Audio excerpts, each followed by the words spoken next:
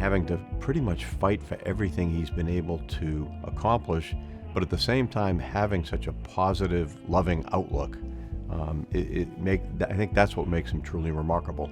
After the attack on Pearl Harbor, Woody's mom basically told him and his brother that they would serve. 17 years old.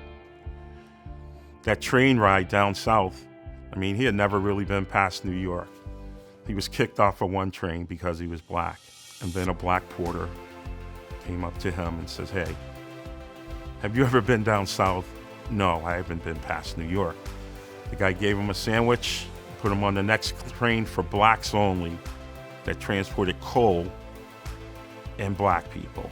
So he arrived at his assignment in Texas, a day late, covered in soot, getting yelled at. And guess what?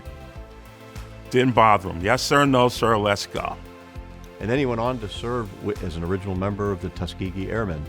And, when you look back at historically what they had to accomplish, it was a little bit remarkable. So as they went through their training in the South, they were in an environment where German POWs who were incarcerated here in the U.S.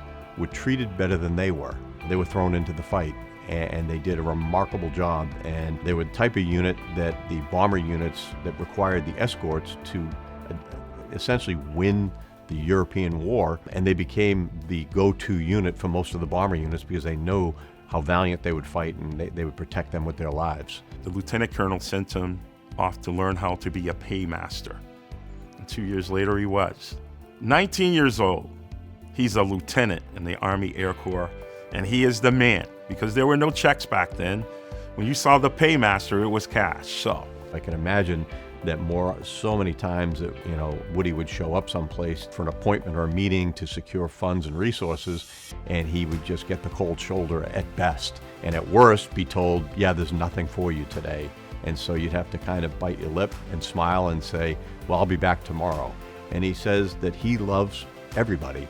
It's just not everybody loves him back. And I think that's remarkable given all of the adversity he's faced in his life. Right now, there's only a handful of these Tuskegee Airmen that overcame all of this injustice and racism for one purpose: to serve this country, to show people they were good enough to stand shoulder to shoulder with the rest of us when they already did. It's just nobody else recognized it until they had to prove it and earn it. Look what our heroes and mentors went through. People paved the way for me to be here. If you want change, be the change. And that's what they did. That's what they taught me.